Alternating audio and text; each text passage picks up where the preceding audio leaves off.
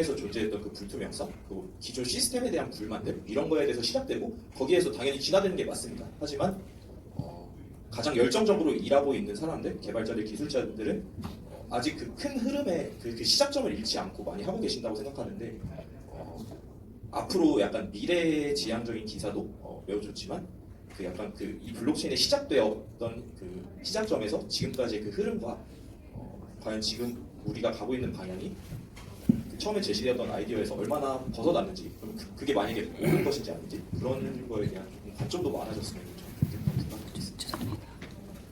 답변 감사드립니다. 제가 그 2000년부터 이제 투자 업무를 하고 기존 전통 산업에서 일을 하면서 과연 그런 신산업들을 이해할 때 미디어의 역할인 측면도 있지만 새로운 산업을 이제 어떻게 공부하고 배울 것인가라는 측면에서 이 산업과 관련된 두 가지 특징이 있다면, 하나는 예전처럼 어떤 경제학 서적이나 어떤 책을 사서 봐야지로 시작하거나 배울 수 있는 산업 자체가 애초에 아닌 것 같고요. 왜냐하면 너무 빨리 변하기 때문에 그런 내용들을 접했을 때 이미 조금 철이 지난 정보들 가능성이 크고, 두 번째로는 그러면 계속 새롭게 나오는 정보들을 우리가 단순히 한국에서만 내는 것도 아니고 정부 기관에서 내는 것도 아닌데 그 정보를 어디서부터 내가 습득해서 믿을 것인가라고 했었을 때 블록체인 미디어의 역할이 훨씬 큰 것 같고, 개인적으로 생각하기에는 미디어의 완성은 기사의 배포가 아니라 독자들이 그걸 받아들이는 과정에서 완성된다고 생각을 하는데, 그런 측면에서 이 업계를 더 이해하고자 하는 노력이 이제 그런 데서 믿을 수 있는 언론사들에서 더 기자분들이 더 소화를 해서 믿을 수 있는 형태로 전달하는 내용들을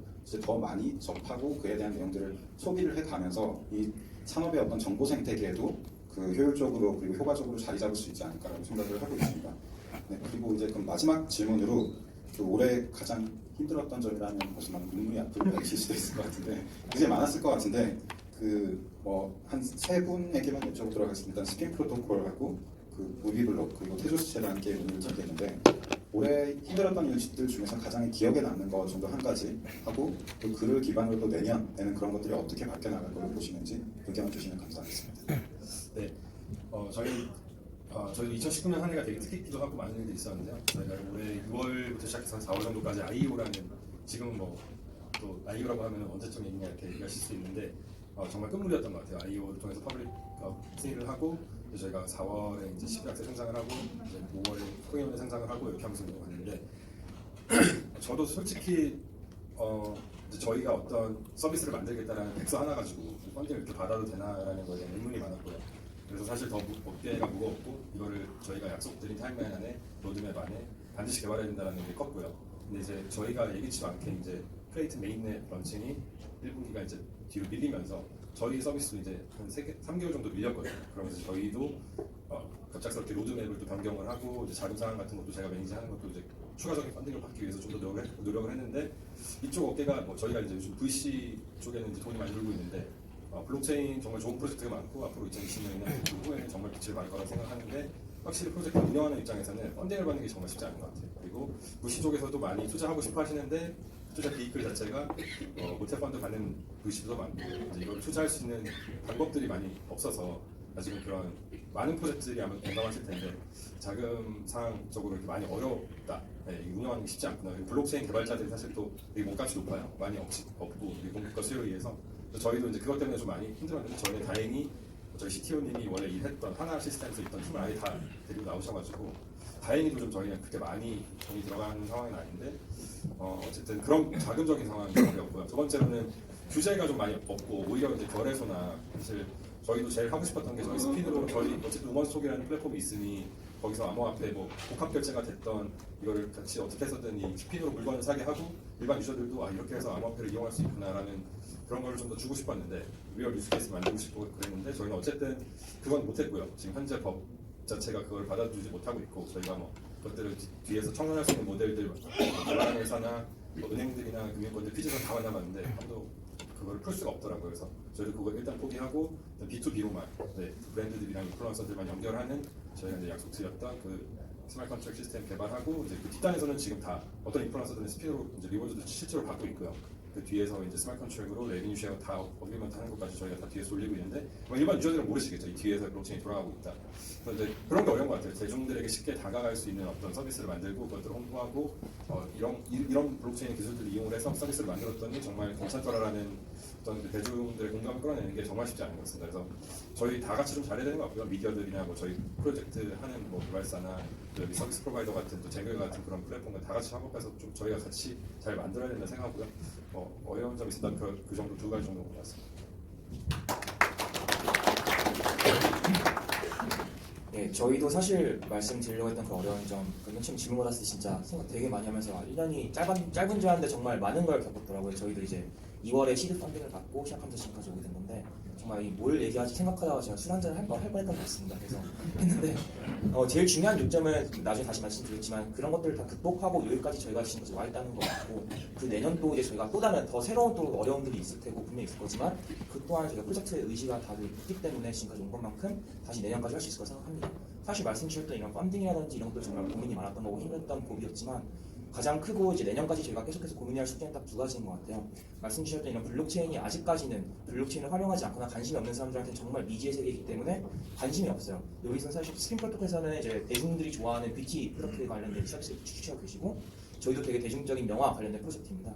근데 실제로 과연 이런 블록체인이나 암호화폐를 이런 뷰티나 영화에 대해서 관심 있으신 분들이 알려고 하지 않는다고 하면은 저희는 계속해서 그 유저들이 암호화폐를 사용하는 게 아니라 그냥 저희는 백단에서만 돌릴 수 있는 그냥 하나의 그냥 서비스 근간으로만 생각시키는데 그걸 좀 더 극복하고 싶은 게 저희 프로젝트의 이제 대표이사에서 갖고 있는 하나의 목표이고요. 두 번째도 살짝 비슷한 건데 저희가 이제 업비트나 빗썸까지 성장을 하고 해외에서도 MXC 게이트까지 성장을 하면서 어느 정도 이런 크립토 커뮤니티에서 어느 정도 이제 인지도를 좀 쌓았다고 생각하고 있습니다. 아직까지 저희를 모셨다고 하면은 더 열심히 하고 하면 될 것 같지만 더 열심히 하겠습니다. 네. 근데 그런 부분에서 제가 3만 명, 4만 명까지 커뮤니티를 확보를 했었는데 사실 4개월 동안 베타 서비스를 운영해 보니까 전환율이 한 1,000명 정도 됐던 것 같아요. 초기에는 나중에 이제 에어드롭 행사를 더 하면서 이제 9,000명 정도까지 확보를 했지만 사실 거기서도 실제로 서비스를 꾸준히 이용해 주신 분들이 사실 훨씬 적고요. 그래서 이런 이제 크립토 기반에서의 커뮤니티를 쌓아서 서비스를 홍보했던 거에서 이제 실제로 영화를 좋아하고 저희가 제공하는 이런 콘텐츠를 시청할 수 있는 그런 사람들한테 저희 서비스를 알리는 것 여기서 실제로 이제 저희가 항상 말했던 매스 어댑션이 일어났을 때 생각하거든요. 그래서 이 두 가지를 저희는 내년에 이제 극복해야 할 숙제라고 생각을 하고 있습니다. 네, 저는 그래서 이번 키워드를 굳이 뽑자면은 좀 올해는 좀 블록체인 사람이 좀 아웃사이더가 있다고 하면은 내년은 좀 인사이더로 올 수 있는 약간 인싸가 될 수 있는 그런 해가 아닐까 싶습니다.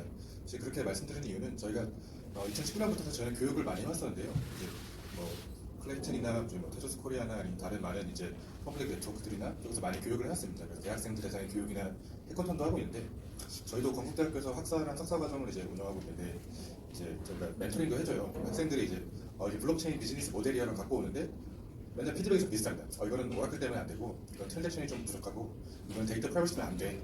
이렇게 계속 말을 하다 보면 학생들 되게 의지가 많은데 계속 그러니까 안 될 것 같다. 안 될 것 같다. 사실 이런 게 되게 좀 많거든요. 그래서 아마 공감 많이 하실 것 같은데 그래서 그런데 그럼에도 불구하고 지금 계속 해커톤이나 공모전 같은 거 보면 정말 많은 아이디어들이 계속 나오고 있습니다. 그래서 대학생들로부터 좀 혁신이 많이 좀 시작되고 있고요. 그리고 사실 대학생분들이 되게 기술을 받는 게 빠른데 이렇게 블록체인 기술을 빨리 받아들이고 좀 실제로 쓸 수 있는 유스 케이스를 만들고 프로덕트가 나오는 그런 과정들이 사실 되게 좋다고 보고 있고요.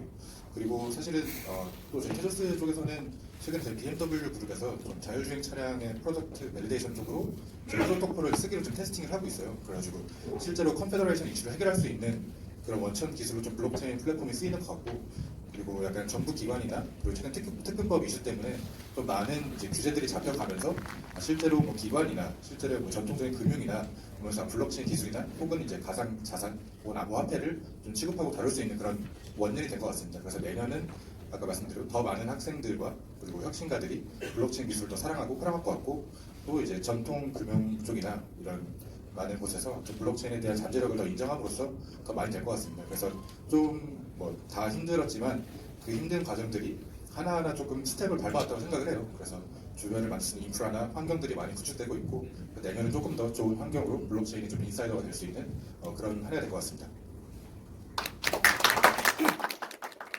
네, 지금까지 답변 다 들어봤고요. 결국에 좀 많은 분들이 질문할 때 이제 블록체인에 대한 관심이 내 주변을 봐도 10명 중에 1명밖에 없더라 정도 얘기를 하면서 이건 망한 게 아니냐라는 뭐 그런 질문을 하시는 분들도 있는데 사실 스타트업 산업을 보면 10명 중에 1명이라고 해서 단술 산술 계산을 해보더라도 마켓시어 10% 정도를 얘기하는 거거든요. 인지적 관점에서. 그래서 처음부터 대다수의 사람들이 다 동의하고 있는 마켓이라는 건 저는 애초에 존재할 수 없다고 보고 있고 10명 중에 1명이라면 초기 산업의 초기 회사에서 10% 정도의 마켓시어를 볼 수 있다는 건 저는 굉장히 큰 산업이라고 생각을 하고 있습니다. 그래서 그 프루프를 가지고 계속 이렇게 노력해가는 프로젝트들을 보면 시장에서 아직 잘 모르기 때문에 그런 부분에 대한 가격 부분이나 여러 관점에서 받아들여지지 않는 부분들은 있지만 프로젝트 내부로 보면 실질적으로 미디어도 마찬가지로 프로젝트 팀, 서비스 팀 다 마찬가지로 이전에 비해서 계속 발전을 하고 있고 성과를 내고 있습니다. 그래서 그런 점들에 대해서 어떤 점들을 해나가고 있는지 좀 더 구체적으로 팀에 대해서도 살펴보시고 또 이렇게 블록체인 미디어에서도 전문적으로 살펴보고 있으시니 그런 점들을 계속 보시다 보면은 이해를 하실수록 이 부분에 대한 이 산업이라는 확신을 좀 더 시작을 했습니다. 지금 현재 저희 기자들 4분 있고요. 서비스 기획자도 있고, 그다음에 영상 담당도 계시고, 그다음에 마케팅 담당하는 사람도 있고, 저희가 9명이 일을 하고 있습니다. 저희는 뭐 잘 아시겠지만 그 중앙일보가 먼저 설립을 하고, 그다음에 중국의 비트메인과 그다음에 한국의 해시들, 그다음에 중국의 차이신이라는 중국의 포머스급 되는 매체가 있습니다. 거기서 저희가 투자를 받아서 지금 운영을 하고 있고, 내년에는 조금 더 이제 잘해보기 위해서 인력적으로나 그다음에 자원, 그다음에 내부적으로 또 많은 준비를 하도록 하겠습니다. 감사합니다.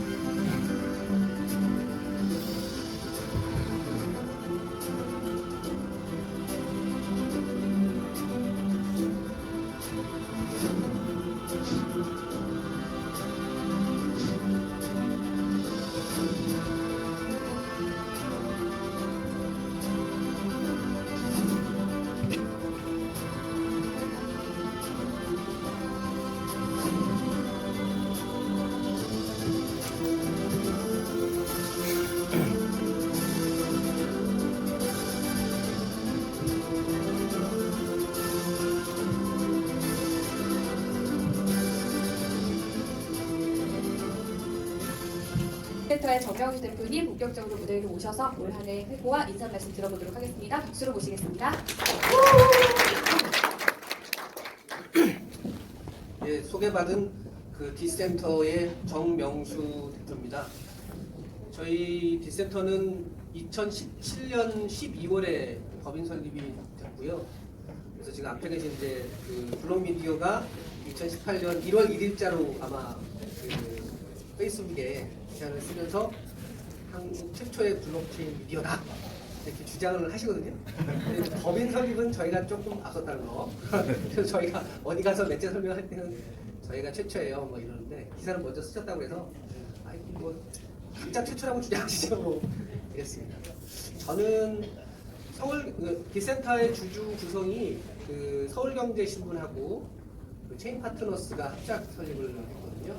그래서 저는 서울경제신문에 95년도에 입사를 해서 기자 생활을 쭉 하다가 잠깐 증권회사에도 갔었고 제 사업도 했었고 하다가 2018년 12월 요맘때 제가 디센터에 조인을 했습니다. 그래서 처음에는 이제 블록체인 암호화폐 관련된 뉴스를 다루는 매체라고 해서 좋은 기사 쓰고 그 새로운 일하는 사람들 만나고 이런 것 자체가 굉장히 재밌겠다 그렇게 하고 왔는데 굉장히 고생했어요 올해. 왜냐하면 이제 다들 똑같은 경험이시겠지만 암호화폐 가격이 많이 떨어지고 하면서 이 업계를 떠나는 분들도 있었고 그런 상황은 저희도 비슷했거든요.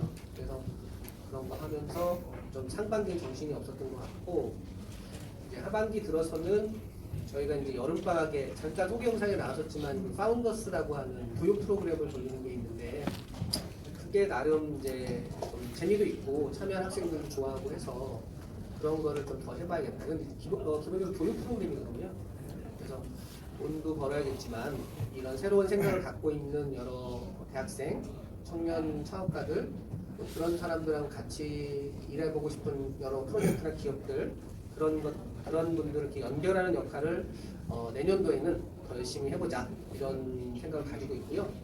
참고로 저희를 포함해가지고 6개 미디어가 올 여름 가을 사이에 블록체인 미디어 협회라는 걸 구성을 했습니다. 그래서 이 업계에 미디어도 굉장히 많고 다양한 그 기사를 쓰시는 분들이 많은데 제가 이제 그 어쩌다 보니까 디센터가 그 협회의 그 회장사 역할을 하고 있고요. 그 뭐 회장사라고 해서 특별한 건 아니고 그냥 연락하고 행정적인 업무를 하고 뭐 이런 걸 주로 하는 건데 그때 요 협회를 구성할 때 생각은 뭐였냐면 좀 균형을 잡아보자 뭐 이런 거였어요. 그 이제 기사를 쓰는 행위 미디어로서 그게 일방적으로 상황이 안 좋으니까 안 좋은데도 좋다고 막 기사를 너무 쓰는 것도 좀 이상하고 또 제가 느끼는 올해 키워드 중에 하나는 이제 대기업들의 진출인데요. 국내외적으로 그 좀 힘 있는 기업들, 힘 있는 프로젝트들이 뭔가 이렇게 자기 영토를 강화해 나가면서 좀 권력화하려고 하는 조짐도 좀 일고 있었고 거래소의 경우에도 그런 게 좀 있었고 그런 걸 이제 균형을 맞추는 역할을 미디어들이 좀 하자 그런 취지로 협회가 발족을 했었는데요. 내년도에도 미디어로서 이렇게 워치독 역할도 좀 하면서 어떻게 하면은 조금 정체돼 있거나 좀 이렇게 힘들어하는 업계들 좀 활력을 불어넣을 수 있을까 이런 고민들을 해보려고 합니다. 많이 응원해 주시고요. 저희도 좋은 프로젝트들 또 그 업계에 계신 분들 응원하도록 열심히 노력하겠습니다. 감사합니다. 최정환 대표님 모셔서 또 올 한 해 어떠셨는지 말씀 들어보도록 하겠습니다. 원래 셋이서 패널 토론 하면서 이런 거 얘기하려고 했는데 다 이렇게 한 명씩 얘기하니까 저도 얘기하겠습니다. 저희가 블록체인 미디어를 만든 거는 2018년 1월 1일자로 페이스북에 나갔고 회사 설립은 그 전에 했었고 이제 그랬죠. 우리 정명수 대표가 약간 날짜 잘못 알고 계신 것 같은데 그건 뭐 중요한 게 아니고 제가 이제 블록 미디어를 만든 이유는요. 제가 2000년도에 이데일리를 제가 창업을 했었습니다. 근데 여기 정명수 대표하고 그때 같이 만들었었는데 2004년도에 저는 이제 그 회사를 물러나고 다른 일을 갖다 하고 있었는데 한 10몇 년 동안 굉장히 많은 사람들이 인터넷 미디어를 다시 만들자라는 제안을 했었는데 제가 안 만들었었어요. 근데 그 블록 미디어라는 미디어를 새로 만든 이유는 왜냐면 그 미디어가 저희가 이데일리를 만들 때는 혁신이었거든요. 인터넷 미디어가. 근데 지금은 뭐 그 수천 개의 인터넷 미디어를 혁신이라고 생각할 사람들은 거의 없을 것 같습니다. 그냥 이렇게 생업에 종사하는 여러 개가 하는 건데 그때는 인터넷을 통해서 정보를 전달한다는 것 그 자체만으로도 혁신이었는데 이제 그런 건 이제 좀 사라졌던 건데 그래서 어느 분이 같이 한번 만들어 보자고 제가 2017년에 그 점심을 먹는데 그 옛날 후배 기자들하고 한 분 옛날에 관리했던 분하고 식사를 같이 하기로 했었는데 후배 기자 한 명이 들어오면서 2017년 7월 정도 됐을 겁니다. 그때 비트코인 가격이 막 오를 때죠. 제가 계속 주변 사람들한테 비트코인을 사라고 얘기하고 다닐 때거든요. 근데 한 분이 들어오더니 그 기자 나가 후배가 들어오더니 저보고 형 기승전 비트코인하고 야심 주는 거예요. 형 뭐 맨날 뭐 무슨 얘기로 시작하든 결국 비트코인 얘기하지 않느냐. 2017년 7월쯤 됐는데 그때 그 반대편에 계시던 분이 저보고 최영 비트코인 좀 알아 하고 물어봐서 제가 비트코인이 뭐다 하고 이렇게 설명을 해줬죠. 설명을 해줬더니 그분이 나중에 미디어 하나 만들면 어때 하고 연락이 온 겁니다. 그래서 제가 안 만든다. 왜 내가 이 나이 먹어가지고 그런 새로운 비즈니스를 만들어서 고생을 하느냐 이렇게 생각을 하고 안 만든다고 했는데 계속 만들어야겠다는 생각을 속에선 하는 거예요. 저는 안 만들고 싶은데. 근데 그 이유가 뭐냐면 제가 그 서울경제기자를 생활을 하고 이데일리를 만들어서 경제기자 생활을 오래 했는데 풀지 못한 문제가 이게 여러 개가 있었는데 그중 하나가 2008년 미국 금융위기 때 잘못은 미국 애들이 했는데 미국의 금융기관들이 했는데 미국의 금융기관들이 살려고 달러를 갖다가 회수해 가니까 우리나라의 환율도 치솟고 전 세계의 나라들이 다 경제적으로 어려움을 겪는 거예요.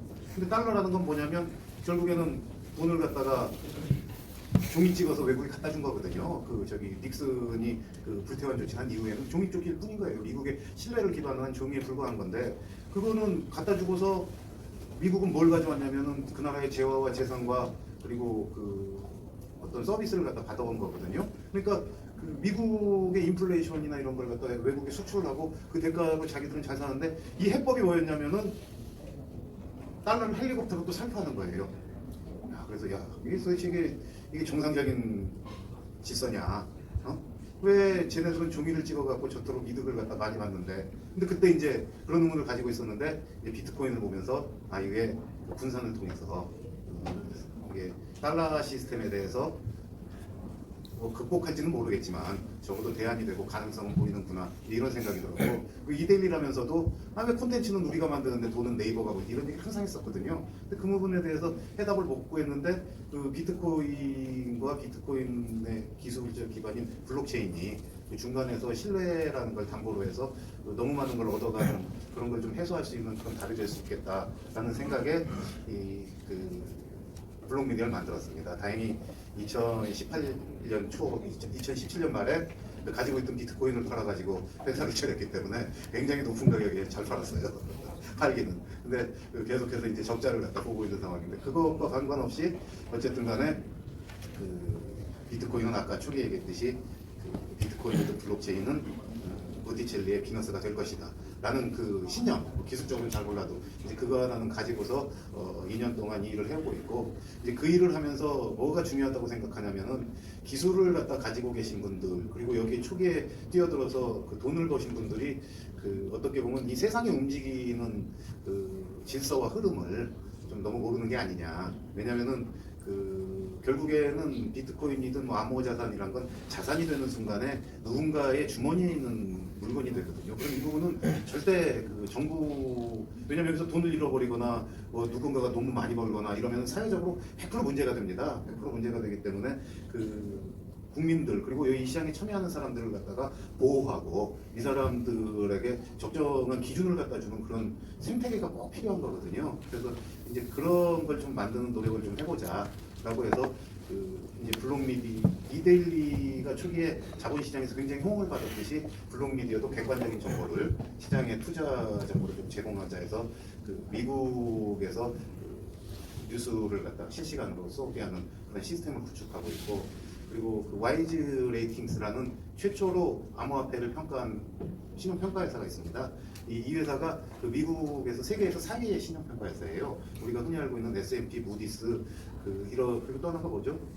피치. 네, 요게 3대 신용평가사인데 여기는 특징이 뭐냐면 그 신용평가를 갖다가 받으려고 하는 회사로부터 돈을 받고 평가를 해주는 거예요. 그럼 이 회사들은 그걸 근거로 시장에서 그 자기들 회사채 발행을 하거나 자금 조달을 할 때 그 평가 기준에 따라서 싸게 이렇게 빌릴 수가 있거든요.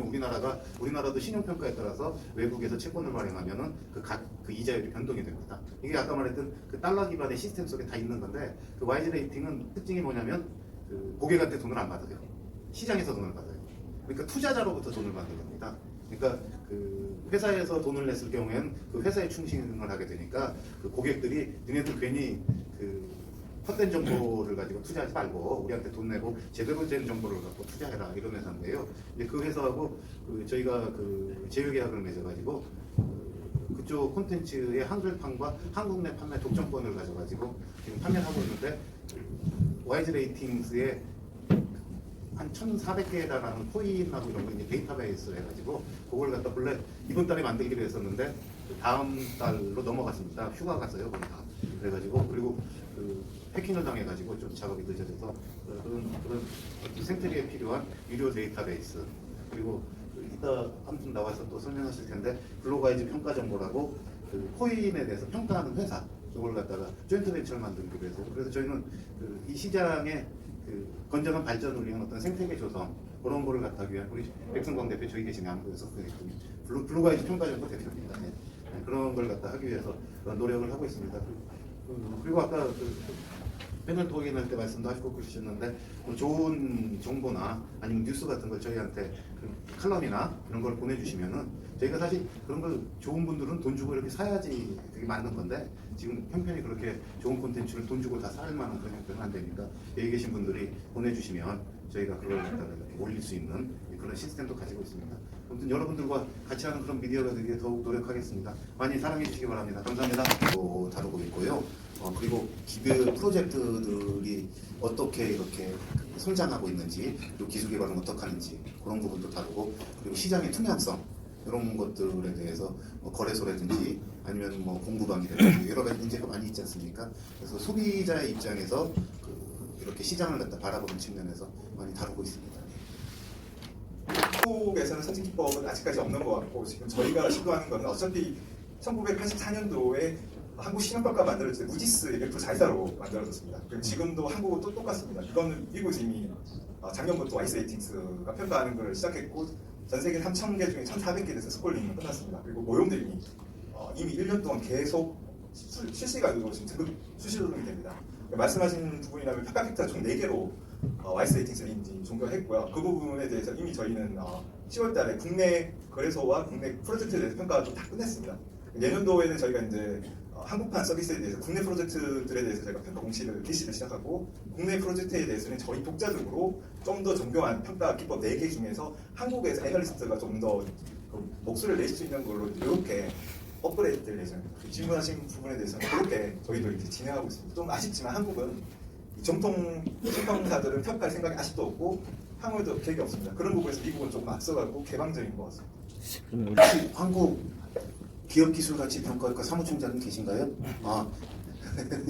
저희가 지금 블록체인 BW, 그러니까 블록체인 밸류 애널리스트 과정을 내년 3월부터 이렇게 모집해가지고 공부하는 과정도 하고, 그리고 그 다음에 시험까지 보고 해서 자격증을 따게 하는 그런 과정을 내년에 만들려고 지금 준비를 갖다가 거기다 하고 있고요.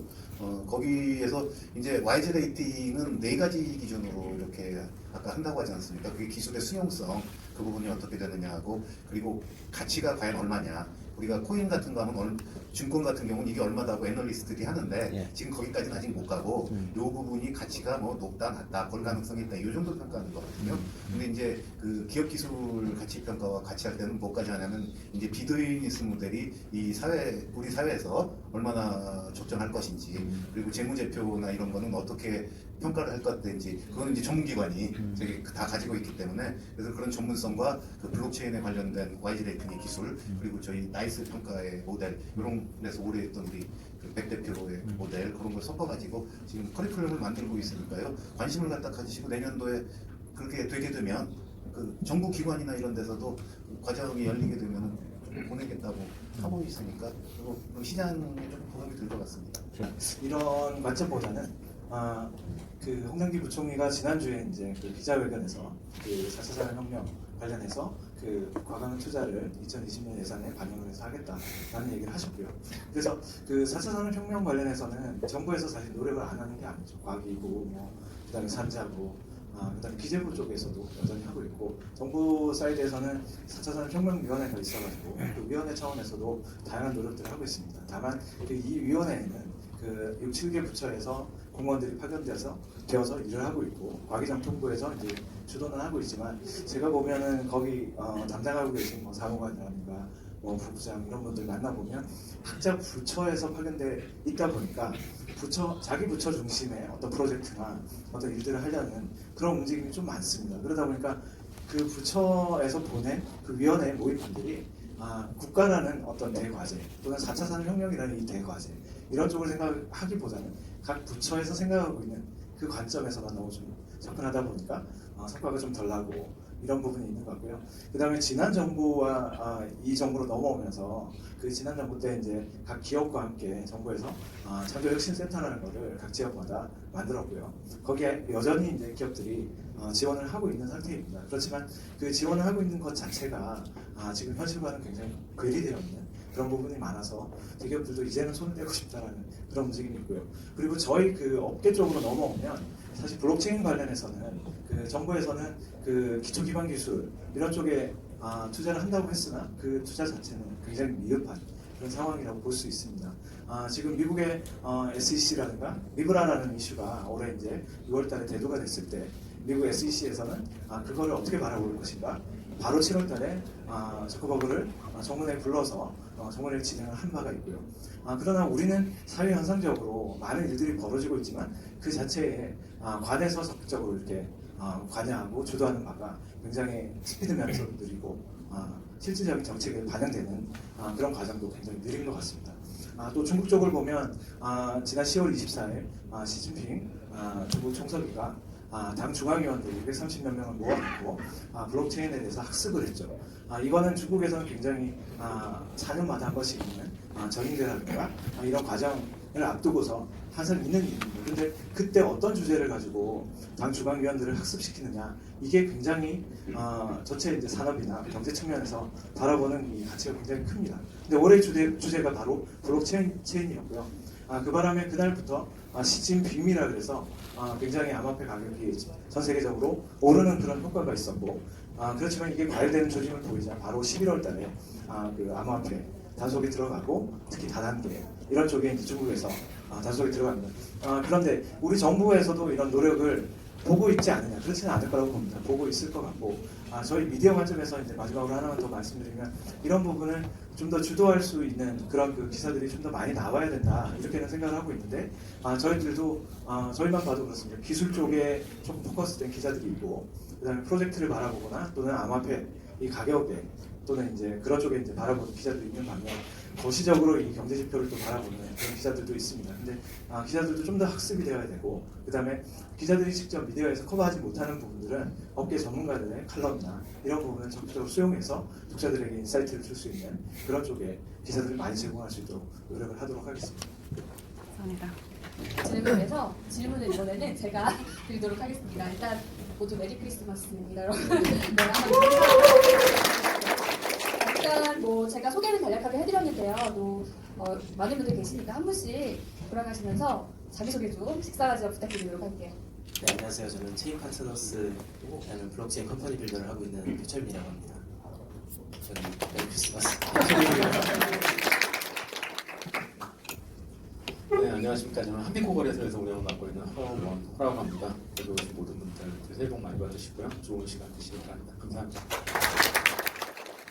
네, 안녕하십니까. 저는 엑셀러레이팅 기업 BRP의 공동대표이자 그리고 거래소 암호화폐 거래소 코볼게이트의 코파운더인 브루노 조라고 합니다. 반갑습니다. 네, 안녕하세요. 플러스기의 엄숙기라고 합니다. 저는 이전에 코인링크 거래소 총괄 운영을 했고요. 지금은 약간 거래소가 좀 떨어져 있는 쪽에 일을 하고 있습니다. 감사합니다. 현업에 계시거나 또 약간 또 멀어져 계시는 분들도 계시지만, 어쨌든 공통점은 이런 거래소 플랫폼을 좀 운영을 하셨거나 관여를 하셨던 분들이신데요. 아까 앞서서 많이 이제 올 한 해의 화두가 사실 힘듦인 것 같아요. 그래서 우리 거래소 플랫폼 운영하고 계신 분들께도 이 질문을 드리지 않을 수가 없는데요. 일단 맥주는 끝나고 같이 한잔 하시고, 일단 우리 표철민 대표님부터 한국에서 이 거래소 플랫폼을 운영을 하면서 물론 사업의 일환이시지만 좀 힘들었던 점을 공유를 해주시면 좋을 것 같아요. 사례로 공유 부탁드립니다. 네, 저희는 뭐 큰 거래소는 아니지만 데이빗이라는 거래소를 열심히 만들고 있습니다. 사실 뭐 여기 계신 분들 다 마찬가지겠지만 이제 올해는 별로 거래량이 없어서 이제 특히 뭐 중소거래소들은 신규 코인이 많이 나와야 그런 빨리 상장시키면서 어떤 좀 순위를 바꿀 수 있는 기회가 있는데, 올해는 좋은 프로젝트가 많이 안 나오면서 그런 좀 새로운 코인을 많이 올릴 수 있는 기회가 좀 적지 않았나 싶습니다. 그래서 그런 것도 있었고, 또 앞으로 이제 대내적인 환경이 좀 변하면서 이제 내년부터는 특히 이제 뭐 특근법을 위시한 여러 가이드라인을 따라야 되면서 중소 거래소들에게 뭔가 또 하나의 버든이 이제 크게 들어오는 게 아닌가 해서 여러 가지로 되게 녹록지 않은 이제 환경이 오고 있다 이렇게 생각하고 있습니다. 표철민 대표님 말씀하신 것처럼 올해는 정말 거래소가 힘든 한 해였습니다. 초반에 이제 조금 회복하는가 싶었던 이제 메이저 코인들이 다시 가격을 이제 정체가 되기 시작하면서 거래량이 많이 줄었고, 실제 블록체인을 생각하시고 암호화폐를 거래하셨던 분들의 수가 어떤 한 시점에서 멈춰버린 것 같다 이런 생각을 하게 됐고요. 그래서 다양한 사업 모델을 이제 변화가 되고 있었던 하반기였었던 것 같아요. 말씀하셨던 내용에 너무 100% 공감을 하고 있고요. 지금 내년에 특근법 개정안이 이제 국회를 통과하면 그거에 대한 준비와 그로 인한 여러 가지 이제 그 사업 방향성들이 많이 변화되는 시기일 것 같습니다. 그거를 잘 준비하는 게 내년 목표일 것 같아요. 그래서 올해는 많이 힘들었었고 그 힘들이 빨리 없어지기를 바라는 그런 시기로 마무리가 될 것 같습니다. 네. 네, 분위기가 상당히 좋네요.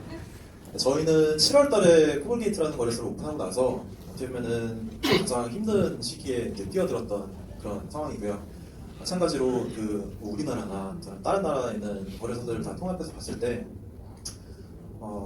뭔가 선봉이 돼서 나가던 거래소들도 어떤 정책적인 변화라든가 캠페인이 바뀌는 거에 따라서 굉장히 크게 휘청휘청하는 것들을 이제 많이 지켜보게 되면서 지금은 저희는 조금 웅크리고 있어야 되는 타이밍이구나라고 생각을 하고 있고요. 마찬가지로 말씀 주신 것처럼 내년도에 이런 특근법에 대한 그런 결정 굉장히 중요한 부분이기도 하고, 그러면서 또 생각하는 거는 이게 특근법이 됐을 때 지금 이 암호화폐 업계를 바라보고 있는 외부의 시각에서는 거봐라 내가 뭐라 그랬냐라고 하는 약간 그런 느낌을 좀 많이 받고 있는 것 같아요.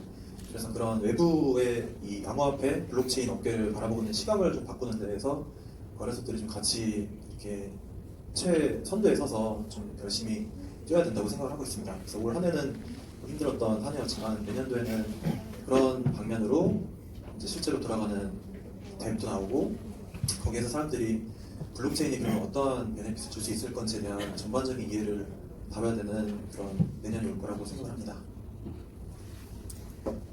제가 보는 거래소는 사실 작년이나 올해나 다 차이가 없다고 보거든요. 그리고 거래소들이 나름대로의 새로운 비즈니스 모델이나 서비스를 만든다 하더라도 결과적으로 그 거래소를 이용하는 고객들이 들어와야 되는 거예요. 결과적으로 저는 제가 그때 17년도에 그 코인링크 진행을 하면서 금융감독원이나 뭐 관련 애들한테도 상당히 많이 얘기를 한 적이 있었어요. 그러니까 결과적으로 거래소가 힘든 건 결과적으로 정부의 역할이고 특히 국회의 역할이라고 보는데, 법률적으로 투자자들이 그게 안심할 수 있게 만들어줘야 되는데 그걸 제공을 못하고 있어요. 그리고 내년에 올해 특검법이 나와서 내년에 시행된다 하더라도 그 법이 나온다고 해서 그게 안정적일 것 같지는 않고요. 제가 느끼는 거는 결과적으로 거래소들끼리 서로 이해관계들이 좀 많이 얽혀 있긴 하거든요.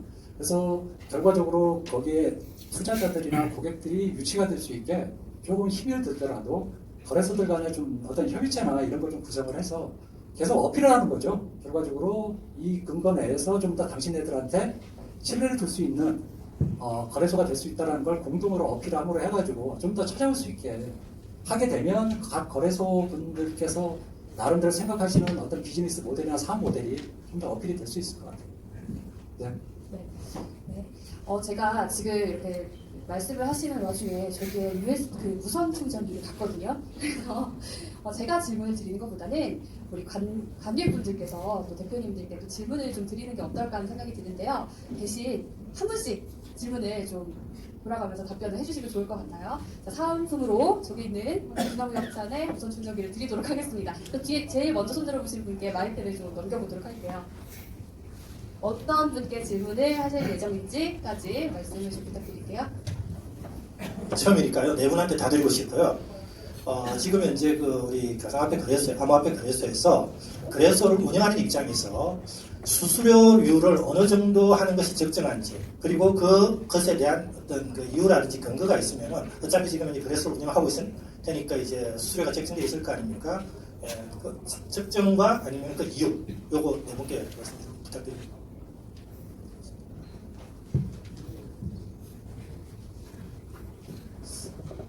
적정한 게 있는지 모르겠지만 해외 거래소들 대비 국내 리테일 거래소들의 수수료는 조금 더 저렴한 편입니다. 상대적으로. 비트가 0.04를 하고 있고 대체로 해외에서는 0.1% 이렇게 갖고 있고, 그래서 0.25 그래서 비교적 이제 한국이 더 저렴한 편이어서 사실 업비트가 워낙 그렇게 하니까 다른 거래소들이 그 수수료를 올리기는 어려운 편입니다. 저는 그렇게 알고 있는데, 그래서 대체로 그게 약간 표준처럼 되어 있다고 느끼고요. 근데 증권시장이 결국 리테일은 전부 거래 수수료가 무료가 된 것처럼 머지않은 시점에 저는 리테일의 수수료는 무료가 될 거라고 생각합니다. 그래서 나중에 그런 디파이 금융상품을 판매하는 거나 이런 쪽으로 가게 되면 결국 그런 판매 창구로서 판매 수수료나 출금 수수료, 이미 사실 상장비나 출금 수수료가 주요 거래소들의 또 수익이 더 오히려 비중이 더 높아진 경우 그런 거래소들도 있고 해서 장기적으로는 점점 이제 거래 수수료는 무료에 수렴할 거라고 저는 생각하고 있습니다. 네, 저도 추가 의견 조금 드리면요, 비슷하게 생각을 하고 있고, 지금은 거래소가 정말 작은 단위의 프로젝트처럼 움직이는 경우가 있는 것 같아요. 그래서 저희도 어떤 경우는 이벤트성으로 수수료를 아예 제로로 만들어서 그렇게 운영을 하기도 하고, 그리고 전반적으로는 수수료를 걸어놓고 움직이고 있지만, 제가 이 암호화폐 거래소 같은 경우는 굉장히 특이한 성격이 하나 있는 것 같습니다. 기존 전통시장에서 이 뭐 증권 거래소라든가 혹은 페이먼트가 붙어있는 모델이기도 하고, 또 어떤 경우는 정말 물물교환이 이루어지는 그 토큰 하나하나를 물물교환의 이 매개체로 보게 되면 그런 교환이 이루어지는 장소이기도 하면서, 또는 그거를 브랜드로 사용해서 가는 하나의 플랫폼 역할을 하다 보니까 결국엔 저는 바라보는 관점은 거래소의 수수료가 낮아지면 그럼 이 거래소는 무엇을 먹고 살 것이냐에 대한 부분은 지금까지는 굉장히 금융적인 관점에서 많이 보고 있는데, 저는 조금 다르게 생각하는 부분은 이 플랫폼을 가지고 광고를 붙인다거나 혹은 여기서 또 다른 비즈니스에 붙어서 같이 움직일 수 있는 그런 파괴력이 있다고 생각합니다. 그래서 거래 수수료가 낮아지는 만큼 거래소는 그러면 다른 수익을 어디서 낼 것이냐에 대한 고민을 굉장히 심각하게 해야 된다고 생각하고 있습니다.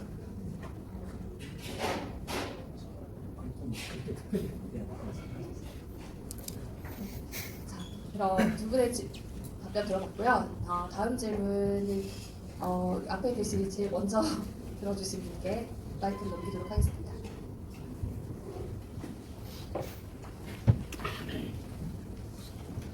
저는 괜찮습니다. 다른 질문 같은 거 그 은행의 강도가 늘어서 은행 돈이 탈취했다 해서 고객한테 돈을 못 주는 은행이 없지 않습니까? 오늘 아침에 포스팅을 보니까 제가 아는 코인 대표님께서 맡긴 코인이 해킹 당해가지고 시장에 풀리는 바람에 그걸 다시 본인들이 회수해가지고 소각하고 있다니까.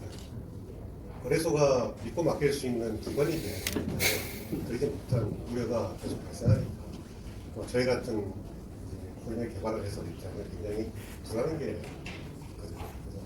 그런 거래소에 계신 분들이 더 많이 고민할 거라고 믿습니다만, 그래서 이런 사건이 많이 발생하고 앞으로도 발생하지 말라는 보장이 있는데 그럼 어떻게 해야 될지, 2020년도에 믿고 맡길 수 있는 거래소냐 아니면 거래소 무용단이 과연 더 중요한 건가 하는 거에 대한 의견 좀 부탁드리겠습니다. 저는 심버스라는 메인넷의 전상훈 부사입니다. 저도 어필 좀 하겠습니다.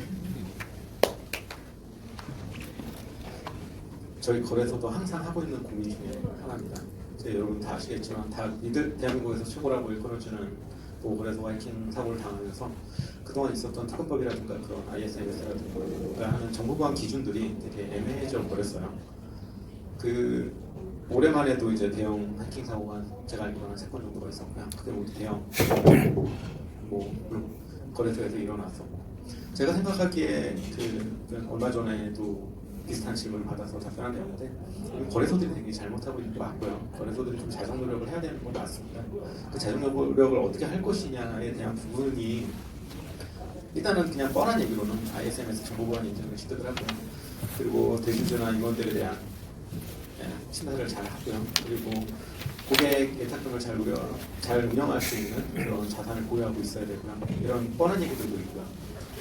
그럼에도 불구하고 여러 가지 문제들이 있어서 제가 생각해서 아이디어를 냈었던 거는, 은행도 예금자보호법이라는 게 있죠. 예금자보호법하고 비슷하게 처리를 하고자 하는 개인정보관리보호법에 대한 보험 가입이 내년 1월 1일부터 진행이 됩니다. 그 규모에 따라 가지고 보험 가입이 정해져 있고요. 대형 거래소들은 100억, 중소형 거래소들은 10억에서 50억 이런 정도 수준의 보험을 가입하는 거였습니다. 이게 의무화가 되었고요. 그게 하나의 시발점이 좀 될 것 같고요. 그리고 또 하나는 특허법 개정안입니다. 특허법 지금 아까 서두에도 말씀드렸던 것처럼 대형 거래소가 털리기 시작하면서 특허법에 대한 무용 징물이 아니냐라는 얘기도 있지만, 특허법 안에는 저희가 보지 못한 여러 가지 법안과 그런 사업적인 목적을 명시하는 그런 법안들이 들어있습니다. 개정안을 통해 가지고 정말 운영을 할 수 있는 거래소들이 살아남을 수 있는 기반을 만드는 거였고요. 그와 덧붙여가지고 금융위 FIU에서는 시행령을 만들어가지고 그 시행령 안에서 또 걸러낼 겁니다. 그러한 자정작용이 우선은 계속해서 거래소도 굉장히 노력을 많이 해야 되고요. 그리고 정부기관하고 협조를 해가지고 규제안에 대해서 우리가 지킬 수 있는 그런 모습들을 계속해서 보이는 모습이 지금과 같은 굉장히 부정적인 이미지를 싣고 믿을 수 있는 거래소로 거듭나는 것이라고 생각을 합니다.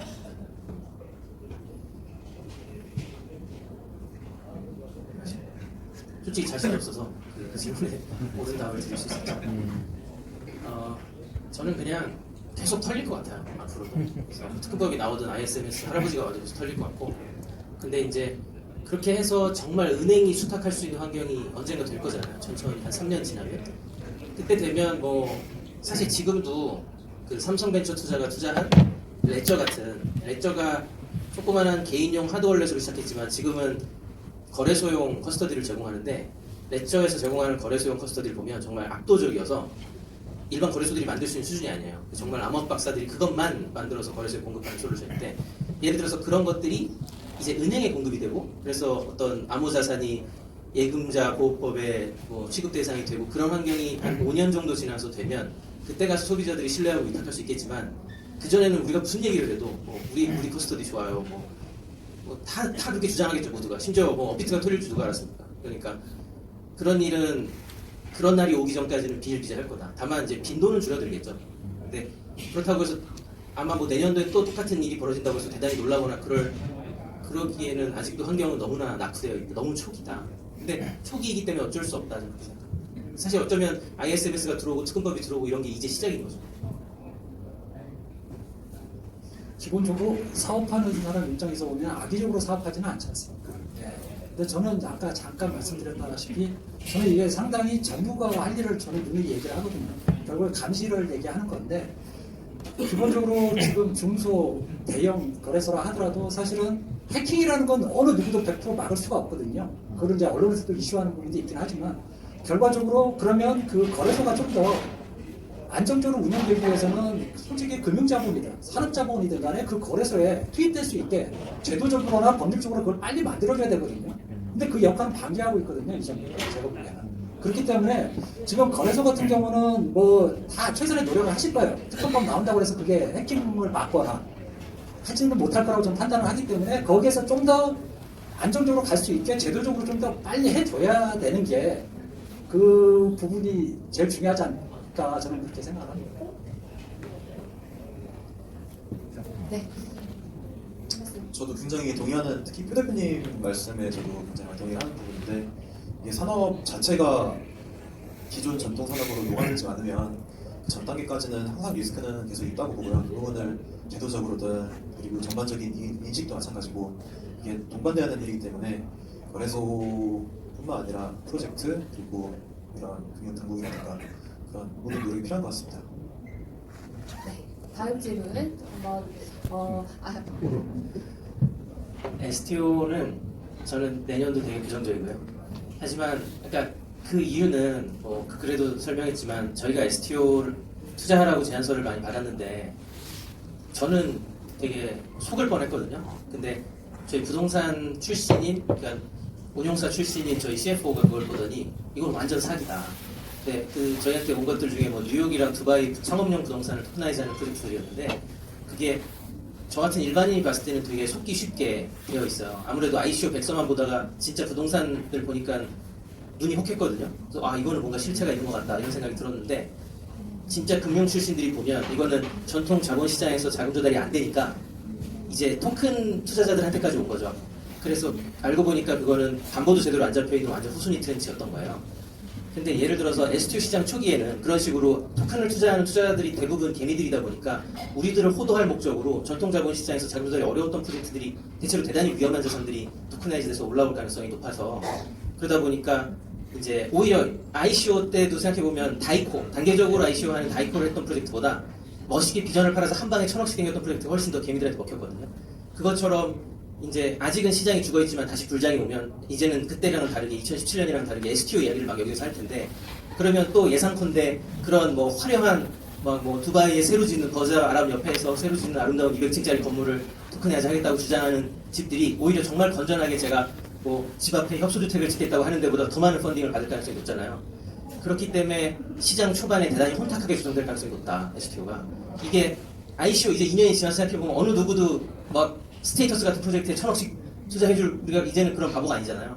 근데 그때는 모두가 스테이터스에 투자하고 싶어 안 달랐었단 말이죠. 그러니까 경험을 통해 이제 배운 것처럼 STO도 시간이 필요하다. 많은 사람들이 속아서 투자하고 실패해서 깨닫는 데까지 몇 년을 걸릴 텐데 그런 시간이 필연적으로 있어야만 그 시장이 건전해질 거고, 그래서 대단히 전 부정적인데 문제는 그렇다고 해서 하면 안 되느냐, 그건 아닙니다. 분명히 누군가 하고 있잖아요. 우리나라에서도 뭐 금융위 샌드박스 통과해서 까사가 하고 있고, 그런 회사들이 마치 지금 뭐 크립토 시장의 여러 거래소들이 버티고 있거나 모든 이해관계자들이 버티고 있는 것처럼 STO도 그런 사업자들이 버티면 그런 시대가 왔을 때 이제 모두가 한번 속아서 엄청난 바닥을 기는 3년간 어쨌든 그 회사는 일찍 시작했으니까 지금의 빗썸처럼 어쨌든 살아남아 있을 거고, 뭐 어쨌든 호플리 그런 살아남아 있어서 나중에 그 다시 불장이 왔을 때, 건전한 불장이 왔을 때는 평판이 있겠죠. 그 회사들이 어쨌든 버텼다 가장 오랫동안. 그래서 사실 그 까사 같은 회사들은 결코 뭐 일찍 시작해서 불리하다거나 좀 그건 아니라고 봅니다. 오히려 아무도 지금 STO를 잘 안 하고 있기 때문에 오히려 다들 쫄아가지고 먼저 시작한 그런 집들은 이제 진정성 가지고 오랫동안 버티기만 하면 뭐 한 5년 뭐 지나서 이제 굉장히 많은 걸 누릴 수 있는 시대가 올 수도 있다. 그래서 체인 파트너스가 앞장서서 잘 가이드 해주고 이끌어주셨으면 좋겠습니다.